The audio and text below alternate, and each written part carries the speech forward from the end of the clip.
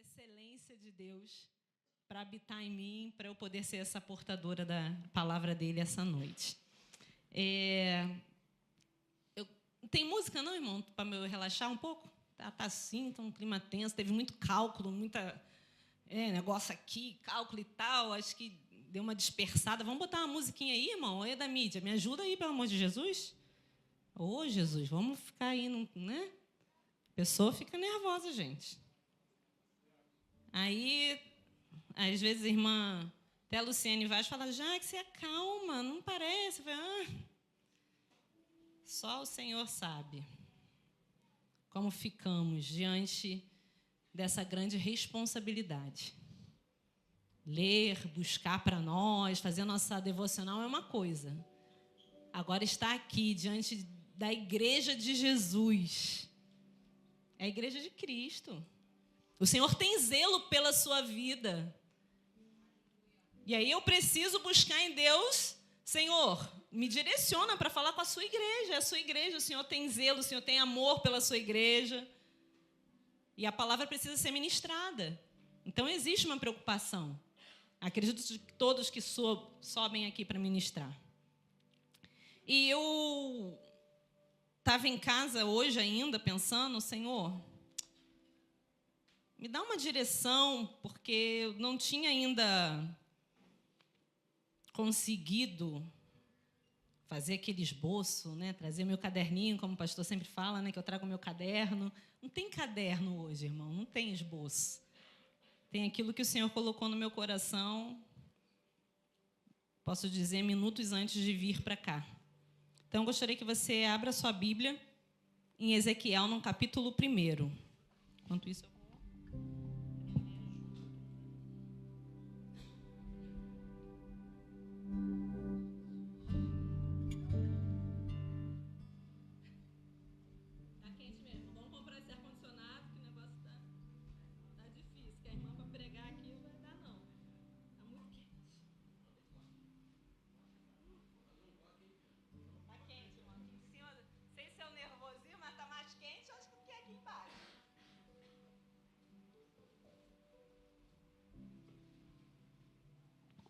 Os irmãos me conhecem, sabem que eu sou espontaneidade em pessoa, então me desculpa aí a sinceridade do coração, do calor que eu estou sentindo aqui essa noite.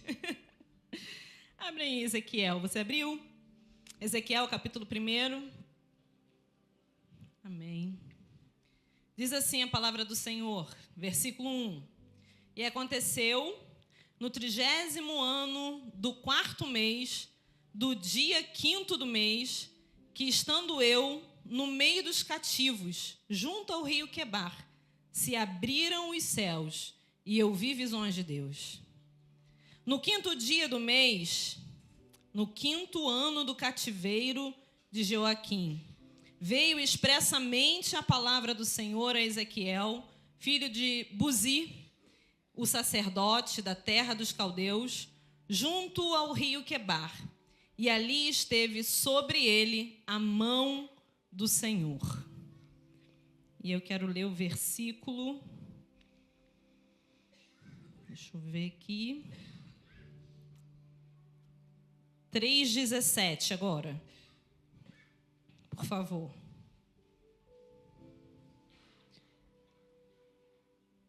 E filho do homem, eu te dei por atalaia sobre a casa de Israel, e tu da minha boca ouvirás a palavra e os avisarás da minha parte. E no versículo 22 diz, a mão do Senhor estava sobre mim ali, e ele me disse, levanta-te e sai ao vale, e ali falarei contigo. Amém, irmãos? Isso é só para a gente iniciar, lermos esses versículos aqui da palavra do Senhor. Irmãos, domingo passado, o evangelista Juliano trouxe uma palavra que eu ainda estou mastigando até agora, né? Como eu falei aqui no início, né? Somos todos vasos de barro. Isso tem mexido muito comigo. Mas o contexto que o evangelista Juliano trouxe foi antes do cativeiro.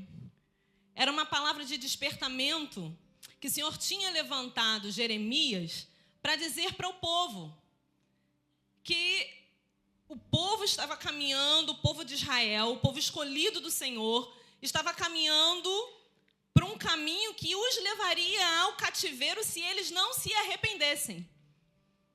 E aí ele levanta o profeta Jeremias e traz muitas palavras,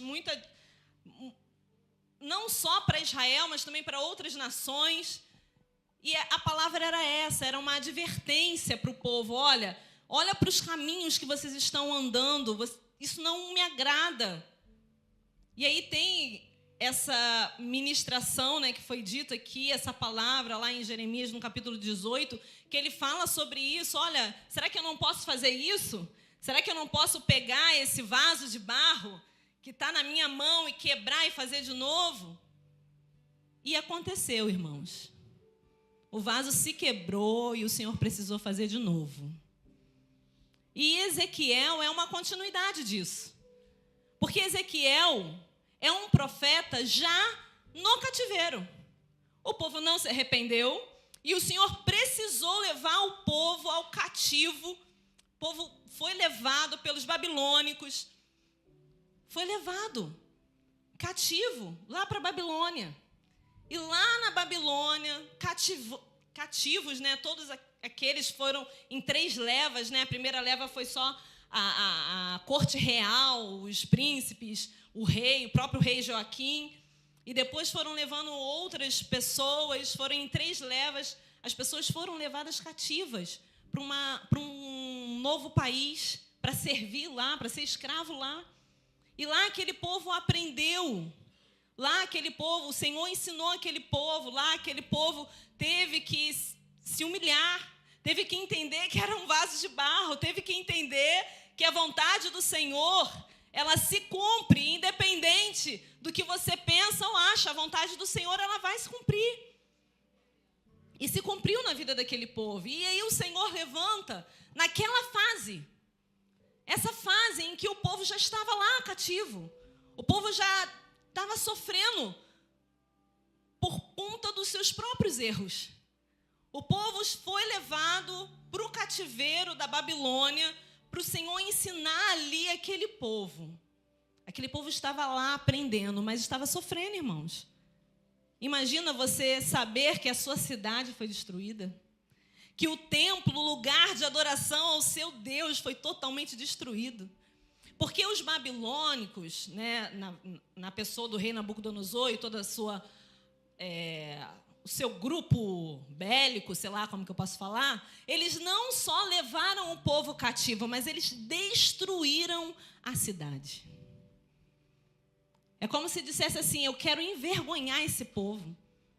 Esse povo que diz que é Deus forte como Jeová, não há outro que eu conheça. Desafino, né? Não é melhor não cantar, não. O povo que diz que serve o Deus forte como Jeová, que abre o mar vermelho, que faz coisas grandiosas, agora esse povo vai ser envergonhado. E a cidade dele vai ser destruída. E o templo, o lugar da adoração desse Deus, foi invadido. Sabe? Os itens consagrados foram levados, foram profanados. Era sofrido. Oh, meu Deus. Obrigada, marido. Isso aqui é meu lindo, meu Van Diesel. Esse é meu Veloz Furioso. Quem já andou com ele de carro sabe. Eu não estou brincando, não. Estou falando a verdade. Obrigada. E aí você vê o sofrimento daquele povo. O povo foi levado cativo, mas o povo estava sofrendo, irmãos. Embora eles, de repente, olhassem para dentro de si e reconhecessem que, poxa, viemos parar aqui porque nós não nos arrependemos. Mas agora eles estavam vivendo uma consequência. E não tinham como fugir. Já tinha um tempo determinado, que o próprio profeta Jeremias disse que era 70 anos. Quando eles entraram lá, eles acharam, não, nosso Deus vai nos tirar daqui rapidinho, vai ser rápido esse negócio. E aí vinha aquela palavra dura, né, do profeta Jeremias, palavra dura do profeta Ezequiel, não vai ser rapidinho, não. São 70 anos. 70 anos, quantas gerações? 2, 3 gerações? Filhos dos filhos. nasceram, cresceram ali, numa nação que não era sua, sendo escravo, sendo humilhado, sabendo que existia uma terra que te pertencia, sabendo que existia uma cidade que estava destruída, sabendo que existia um templo de adoração que estava totalmente destruído. E nesse contexto, Deus levanta Ezequiel, homem de Deus. E quando eu li esse primeiro versículo, que me chama a atenção na vida de Ezequiel, porque imagine, irmão, você no caos. Quando está tudo bem, é muito bom profetizar, né? Quando está tudo na bênção, está tudo lindo, está tudo maravilhoso, é muito bom profetizar. Mas Ezequiel foi levantado para profetizar para uma nação que estava cativa, em terra estranha, sofrendo opressão. Não era fácil para Ezequiel ser o profeta. Mas Ezequiel teve algumas coisas que Ezequiel viu.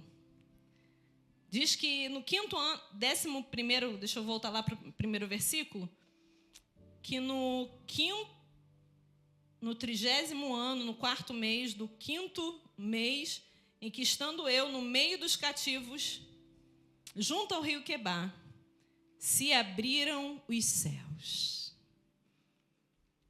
Se abriram os céus. Irmãos, o negócio não estava bom. Paulo, não estava legal. Era sofrido. O povo já estava cativo lá há alguns anos, já estava sofrendo. Mas ele estava lá no meio dos cativeiros, junto ao rio Quebar. E, de repente, ele viu que os céus se abriram. Eu não sei qual é o cativeiro que você está vivendo. Eu quero te dizer que os céus podem se abrir para você também. Ezequiel viu os céus abertos e começou a ter visões de Deus. Ele viu os céus abertos e viu visões de Deus. E aí o versículo continua dizendo que no 5º dia do mês do cativeiro do rei Joaquim, veio expressamente a palavra do Senhor. Para um homem de Deus se levantar no meio daquela situação, daquela população, daquele povo que estava cativo só com os céus abertos, só com visões de Deus. Meu Deus! Aleluia! Quem foi? Não vi qual foi o anjo que fez isso? Danilo! Deus te usou poderosamente agora. Irmãos, vocês, quem não viu o mistério? Viram o mistério, irmão? Irmão ligou o ventilador aqui para mim. Jesus amado, vou até pregar melhor agora. Jesus, o céu se abriu aqui agora. Glória! Aleluia! Até perdi a meada aqui. Sim, para ele pregar, para ele ser esse homem de Deus no meio daquela situação caótica que estava vivendo o povo de Deus, só com os céus abertos, só com visões de Deus e vindo a ele expressamente a palavra do Senhor. É a palavra do Senhor. É a palavra do Senhor. Eu vou repetir, é a palavra do Senhor. Porque a palavra do Senhor, como diz lá em Isaías, ela não volta vazia. Ela antes produz o que lhe apraz. A palavra do Senhor, irmãos. Como diz também Paulo, né? Ela é como uma espada de 2 gumes. Ela corta, ela penetra lá entre a alma, divisa do nosso espírito, da nossa alma, nas nossas medulas. É uma palavra que penetra. Você já sentiu isso quando você está, de repente, lendo a Bíblia, ou aqui num momento de ministração, você sente essa palavra penetrando no seu coração? É a palavra do Senhor. É a palavra do Senhor que surte efeito, é a palavra do Senhor que transforma as nossas vidas, é a palavra do Senhor que nos põe de pé, é a palavra do Senhor. E Ezequiel só podia exercer esse ministério mediante essa palavra do Senhor. E aí diz, nos outros versículos, que o Senhor colocou Ezequiel, escolheu Ezequiel, no capítulo 3 nós lemos como um atalaia. O que era o atalaia, irmãos? Era aquele que ficava de guarda, vigiando, né, a cidade e falando, olha, está vindo os inimigos, vamos nos proteger. O que era o atalaia? Era aquele cara que avisava. Era o cara que dava o recado, era o cara que dava a mensagem, que ficava em vigilância. O tempo todo, olha, vigiando, olhando, vendo o que estava acontecendo e avisando as pessoas responsáveis. Olha, rei, está vindo um novo exército contra nós. Era o atalaia do Senhor. E agora Deus fala para Ezequiel, olha, você agora é meu atalaia. Eu vou ser o Deus que vou te trazer a palavra expressamente e você vai ser o meu atalaia, aquele que vai avisar. Aí no capítulo 3 ele fala, olha, você vai avisar o ímpio.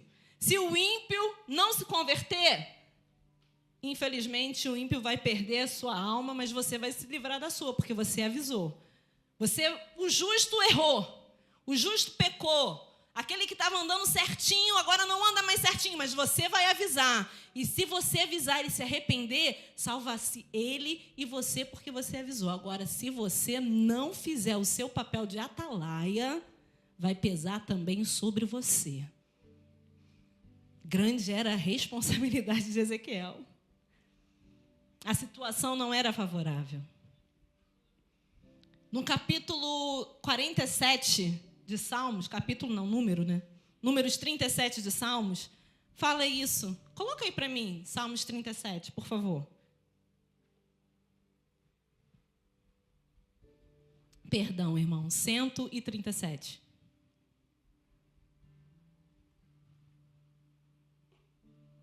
Junto aos rios da Babilônia, ali nos assentávamos e chorávamos, quando lembramos de Sião. Pode seguir. Sobre os salgueiros que ali no meio dela, penduramos as nossas harpas. Pois lá, aqueles que nos levaram cativos, nos pediram uma canção, e os que nos destruíram, que alegrássemos, dizendo, canta-nos uma das canções de Sião. Essa era a situação que eles estavam. Eu não vou concluir esse texto, mas você em casa lê 137, como era o rancor daquele povo. Como aquele povo desejava o mal para aqueles que fizeram mal a ele. Era um povo que estava vivendo um cativo, mas estava lamentando, estava chorando. Junto aos rios da Babilônia, nós nos assentávamos e chorávamos. Penduramos as nossas harpas, não tinha mais louvor no meio daquele povo, não tinha mais alegria no meio daquele povo. Era esse momento caótico que o Senhor levanta um homem, Ezequiel, para que ele fosse um atalaia de Deus no meio daquele povo, com uma mensagem de restauração.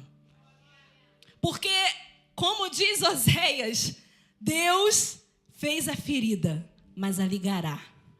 O Senhor fez a ferida, mas Ele sarará. O Senhor fez a ferida para trazer a memória. Olha, você é um vaso de barro. Sou eu que faço. É a mim que você deve servir. Mas agora chegou a hora de sarar. O Senhor levantou Ezequiel num momento caótico, mas para dizer, ainda há esperança. Eu ainda sou o Deus que firo, mas também sou o Deus que saro. Sou o Deus que levo para o cativo, mas também sou o Deus que restauro cidade. Sou o Deus que levanto uma nação novamente. Esse homem foi levantado como uma atalaia no meio daquele povo que estava vivendo aquela situação tão triste. E aí agora eu quero ler com vocês o capítulo talvez mais conhecido de Ezequiel. Abre aí para mim, Ezequiel 37. Vamos ler alguns versículos. Ezequiel, no capítulo 37. A partir do verso 11. Aleluia. O Senhor disse a Ezequiel, então me disse, filho do homem, estes ossos são toda a casa de Israel. Eis que dizem, os nossos ossos se secaram e pereceu a nossa esperança. Nós estamos cortados. Ezequiel, agora o Senhor diz a ele, no início do capítulo 37, levanta-te, vai ao vale. E o Senhor diz que o Espírito do Senhor levou ele ao vale. E quando ele chegou lá, ele teve uma cena que ele viu e que foi muito impressionante. Eu fico pensando, porque eu gosto de filmes de guerra. Não sei se alguém gosta de guerras antigas, né? De guerras medievais. Eu gosto de ver. E aí a gente vê como é que eram as guerras antigamente, né? Existia um vale.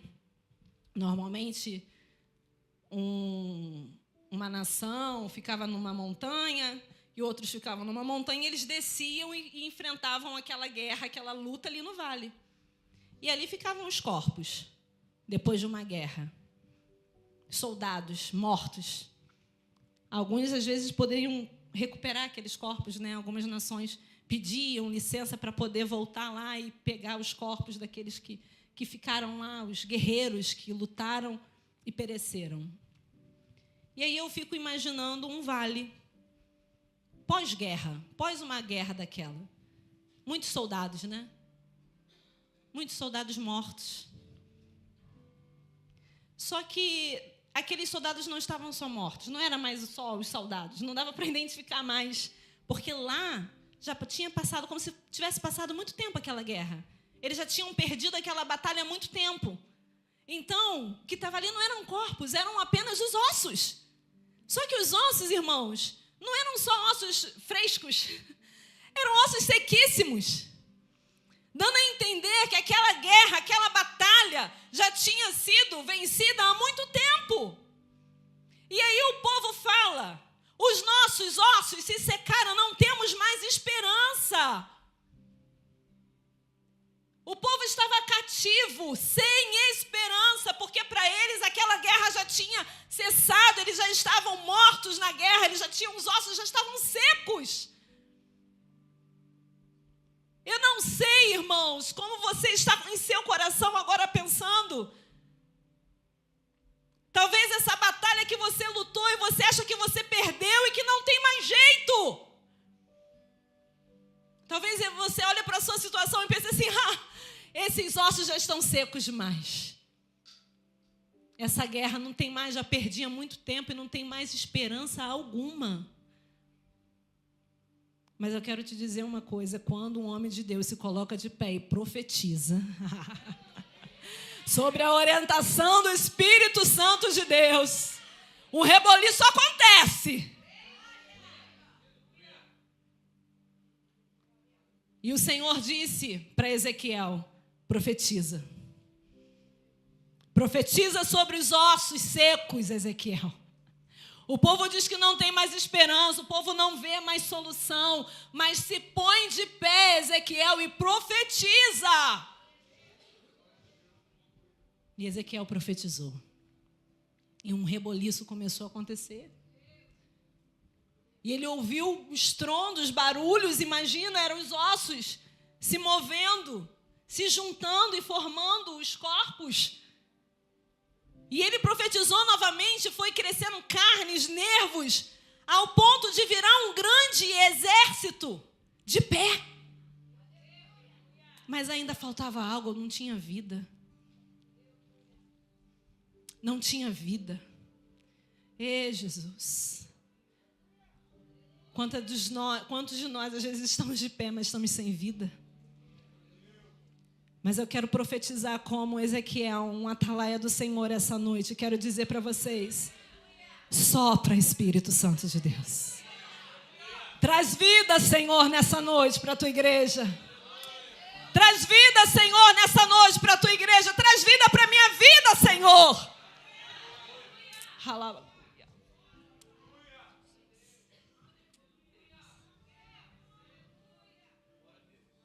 No versículo 12 diz, portanto, profetiza e diz-lhes, assim diz o Senhor Jeová, eis que eu abrirei as vossas sepulturas, ó povo meu, e vos trarei a terra de Israel.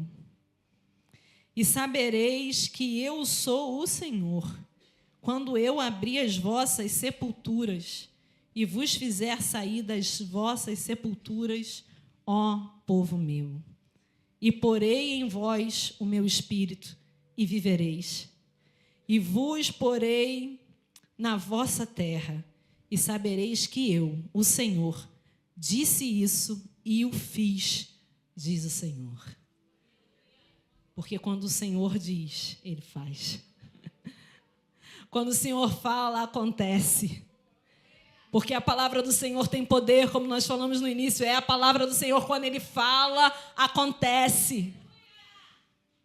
Aquele povo passou por esse momento, irmãos. Aquele povo passou pelo cativeiro. Eram como ossos secos, sem esperança, tristes, como nós lemos em Salmos 137. Mas no Salmo 126, coloca aí para mim, por favor. Quando essa profecia se cumpriu. Porque quando o Senhor, Ele profetiza, quando Ele fala, Ele cumpre. Tinha um tempo determinado para aquele povo viver no cativeiro. Tinha um tempo determinado para aquele povo passar, porque eles estavam passando. Talvez você pense assim, meu Deus, quanto tempo isso vai demorar? Não sei, mas é um tempo determinado por Deus. Se você está passando por algo nesse momento, é o que o Senhor tem para a sua vida. Peça ao Senhor força. Peça ao Senhor, Deus, está difícil. Senhor, talvez eu esteja hoje como esses ossos secos, sem esperança de que algo possa mudar, de que algo possa acontecer. Mas se o Senhor quiser, Ele pode mudar seu cativeiro hoje. Porque Ele é o Deus que faz. Ele diz e faz. Eu sou o Senhor que disse e fiz. Rodrigo, Ele fala e Ele faz. Ele faz. Ele faz coisas grandiosas o tempo todo. O tempo todo o Senhor está fazendo algo por nós. Muitas das vezes nós nem percebemos. O tempo todo o Senhor faz. O tempo todo o Senhor está agindo a nosso favor. E aí diz, no Salmo 126, diz assim: quando o Senhor trouxe do cativeiro os que voltaram de Sião, estávamos como os que sonham. Aleluia. Então a nossa boca se encheu de riso e a nossa língua de cântico. E então se dizia entre os gentios: grandes coisas fez o Senhor a estes. Grandes coisas fez o Senhor por nós, pelas quais estamos alegres. Quando voltaram do cativeiro, nossa boca se encheu de riso. O Senhor quer colocar um sorriso novo no seu rosto essa noite. O Senhor quer trazer vida para você nessa noite. A nossa boca se encheu de riso e o nosso coração de alegria. Porque grandes coisas fez o Senhor por nós. Grandes coisas fez o Senhor por aquele povo. E não era uma coisa apenas que o próprio povo reconhecia, não. Sabe, irmãos, às vezes tem coisas que vão acontecer na nossa vida que não é só a gente que vai perceber, não. As pessoas de fora, os gentios falavam, os outros povos falavam: nossa, grandes coisas fez o Senhor a estes. Porque, irmãos, eu vou dizer, era praticamente impossível aquele povo se restaurar. Irmãos, não tinham recursos financeiros. Estavam cativos, como escravos. Como aquele povo ia voltar do cativeiro e reconstruir uma cidade, reconstruir o templo? Como que ia acontecer? Reconstruir suas casas, porque as casas também estavam destruídas. Não tinha recursos. Não tinha viabilidade nenhuma disso acontecer. Os cálculos podiam ser feitos, mas sempre iam dar negativo. Às vezes você está fazendo um cálculo e não vai dar certo, porque é inviável aos seus olhos. Mas você lembra que você está diante do Senhor que fez os céus e a terra? Você está diante do Senhor que te formou no ventre da sua mãe. Como o salmista diz, que coisa maravilhosa é essa? Fui ainda formado, como foram formados meus ossos dentro do ventre da minha mãe. É um Deus de milagre, irmão. Talvez seja inviável para você. Talvez seja impossível. Mas nós servimos a um Deus do impossível. A palavra do Senhor diz em Lucas 3, primeiro capítulo de Lucas, versículo 37, haveria alguma coisa impossível para o Senhor? Porque para Deus nada é impossível. Para Deus nada é impossível. Eu vou repetir, para Deus nada é impossível. Você pode repetir isso comigo? Eu não sou de fazer isso, mas eu quero que você diga isso, porque nós estamos aqui falando de um atalaia que profetizava, que falava. Nós também vamos profetizar essa noite. Fala aí comigo, para Deus nada é impossível. Repita isso, para Deus nada é impossível. Para que isso seja uma verdade dentro do seu coração. Para que essa esperança que estava perdida, como estava na vida do povo de Israel, se renove na sua vida e você creia que para Deus nada é impossível. Nada é impossível, irmãos. Aquele povo estava numa situação muito caótica, mas o Senhor falou: vai acabar o cativeiro. Eu vou trazer vocês de volta. Eu vou fazer algo diferente, vai acontecer algo diferente. E talvez eles pensaram assim, mas como vai acontecer? Como que isso vai se dar? Como... O Senhor levanta, irmãos. O Senhor levantou no meio da nação estrangeira, no meio da nação que os tinham como cativo, um rei que falou: eu vou libertar. O Senhor me falou que eu tenho que libertar esse povo. E esse rei não só libertou, mas ele deu recursos financeiros para que aquele povo voltasse, deu guarda para aquele povo voltar em segurança, deu recursos financeiros para aquele povo reconstruir a sua cidade. Talvez o recurso vai vir de onde você menos espera. Talvez você está aí pensando: Senhor, como vai ser isso? Mas o Senhor, Ele faz surpreendentemente nas nossas vidas. A gente às vezes não pensa, não sabe, nossa conta nunca vai bater. Mas o Senhor dá o jeito dessa conta fechar. O Senhor fecha a nossa conta. O Senhor faz por nós. E aí, nesse capítulo, do capítulo 37, ele profetiza sobre a restauração. E no capítulo 47, ele fala de uma visão poderosa, uma visão de um rio que saía do trono do Senhor. Um rio que saía do trono do Senhor e era um rio de águas purificadoras. Porque aquele povo precisava, irmãos. Aquele povo passou por bons bocados. Ele sofreu bastante. E no momento da restauração, o Senhor ia fazer algo novo, algo diferente. Ia ser milagroso, porque diz que por onde aquele rio passava, tudo era sarado. Por onde aquele rio passava, se estava morto, passava a ter vida. Por onde aquele rio passava, aquelas águas, onde aquelas águas tocavam, alguma coisa acontecia. E eu quero dizer para você que esse rio do Senhor, ele existe. Eu não me lembro agora o salmo, mas diz que há um rio cuja alegra, né, a cidade de Deus, o santuário da morada do Altíssimo. Deus está no meio dela, não será abalada. Se eu não me engano, é 121.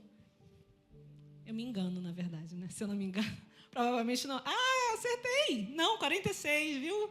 Tá vendo? Passei perto. 121, 46, está ali, logo ali. Pertinho, né? Há um rio cujas correntes alegram a cidade de Deus, o santuário da morada do Altíssimo. Deus está no meio dela e não será abalada. Deus ajuda já ao romper da manhã. Existe um rio, irmãos. Existe o rio do Senhor. E se você crer e quiser, como Ezequiel fez, você pode mergulhar nesse rio essa noite. Você pode mergulhar nesse rio, porque esse rio são as águas purificadoras do Senhor. Porque além da esperança que o Senhor traz para nós essa noite, Ele traz essa cura através do rio dele. Ele se move no nosso meio e traz a cura para nós. E o interessante é que no versículo... Eu não anotei. Eu acho... Deixa eu abrir aqui Ezequiel 47. Lá no finalzinho, já quando ele fala... versículo 12. E junto ao ribeiro, à sua margem, de uma e de outra banda, subirá toda sorte de árvores que dá fruto para se comer. Não cairá a sua folha, nem perecerá o seu fruto. Nos seus meses produzirá novos frutos, porque as suas águas saem do santuário, e o seu fruto servirá de alimento, e a sua folha de remédio. Eu não sei se é fome que você está hoje, mas o Senhor tem alimento. Eu não sei se é de remédio. As folhas, por onde esse rio tocava, as árvores, as folhas serviam de alimento, de remédio para nossa, os frutos de alimento e as folhas de remédio. Se você precisa de cura, de remédio, o Senhor tem essa noite para você. Porque, irmãos, o nosso coração é um coração... Eu falo por mim, a gente às vezes está bem, né? A gente parece que vai vencer o gigante. Tá que nem Davi. Quem é esse incircunciso que está afrontando Deus Altíssimo? Vou lá. Não é assim não. Me dá aqui uma funda, 5 pedrinhas, vou lá encarar esse gigante. Com uma firmeza no coração, né? Mas tem dia, irmão, que a gente está tipo, não sei, Pedro, Elias que foi para a caverna com medo de morrer. Eu não sei se seu coração hoje está fervoroso como o do rei Davi. Na verdade não o rei, né? O menino Davi, diante do gigante, cheio de coragem, cheio de força. E essa palavra só veio para o seu coração só para te encorajar mais a seguir em frente, né? Porque às vezes a gente está bem. Tem dia que eu estou bem, eu venho aqui para o culto como? Hoje vai ser o melhor culto da minha vida, vou rasgar meu coração, adorar, estou ali espontânea, louvando. A palavra vem, glória a Deus, aleluia, uma glória. Mas tem dia que eu venho, irmão, que estou o bagaço da laranja. Pedindo Jesus misericórdia, fala comigo, Senhor. Ah, Jesus, meu coração, Senhor, está quebrantado. Ah, Jesus, essa situação está me incomodando, Senhor. E eu não sei o que você veio fazer aqui essa noite. Se você veio adorar espontaneamente, se você veio pedir uma resposta para o Senhor, se você veio pedir uma cura para o Senhor, eu não sei, só sei que o Senhor, que é o nosso Deus, Ele é todo poderoso, Ele conhece seu coração e sabe a sua necessidade. Eu não sei, mas o Senhor sabe. Ninguém aqui pode, mas o Senhor pode. Ninguém aqui faz, mas o Senhor faz. E como Ezequiel, um atalaia do Senhor, quero que você se ponha de pé essa noite. Eu não me lembro agora qual o versículo, mas diz assim: e o Espírito do Senhor entrou sobre mim e me pôs de pé. Porque Ezequiel era um profeta, mas ele estava vivendo a dor daquele povo também. E se não fosse o Espírito do Senhor entrar nele e colocar ele de pé, ele não ia conseguir profetizar. E o meu pedido essa noite para Deus é que o Espírito do Senhor entre em nós e nos coloque de pé. Para sermos os profetas dessa geração. Para sermos os atalaias dessa geração. Que não só no meio do nosso lar, da nossa família, às vezes a gente olha a nossa situação e fala: é osso seco isso aqui. É um vale de ossos secos, mas como atalaia você se coloca de pé e profetiza sobre a sua casa. Como um atalaia, você se coloca de pé e profetiza sobre a sua família, sobre a sua vida, sobre seu bairro, sua cidade, nossa nação, irmãos. O povo de Deus tem que se colocar de pé como um atalaia e profetizar para essa nação de ossos secos. Haja vida nessa nação. O Senhor pode. O Senhor pode. O Senhor faz. E Ele é poderoso e Ele está aqui essa noite. Ele está aqui essa noite e Ele quer trabalhar no nosso coração essa noite.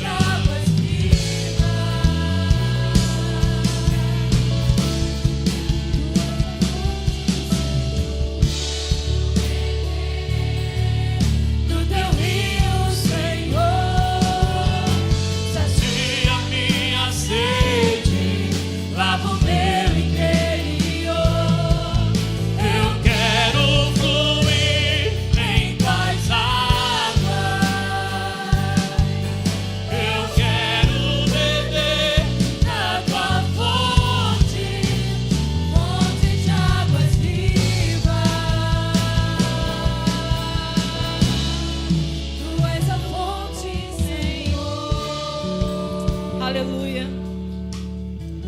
Ezequiel, no capítulo ainda 47, disse: então me diz, essas águas saem para a região oriental e descem a campina e entram no mar, e sendo levadas ao mar, sararão as águas. E será que toda criatura vivente que vier, por onde quer que entrarem esses dois ribeiros, viverá.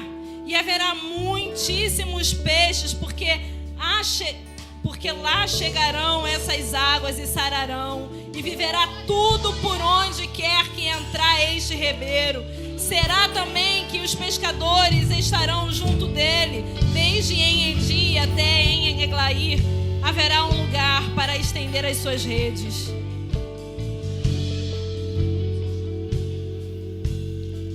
Eu quero dizer para você que por onde o rio passava, tudo vivia. Eu não sei o quão necessitado está o seu coração. Só quero te dizer que os rios de Deus, peça para Ele: Senhor, esses rios, Deus, passa em minha vida e traz vida para mim, Senhor.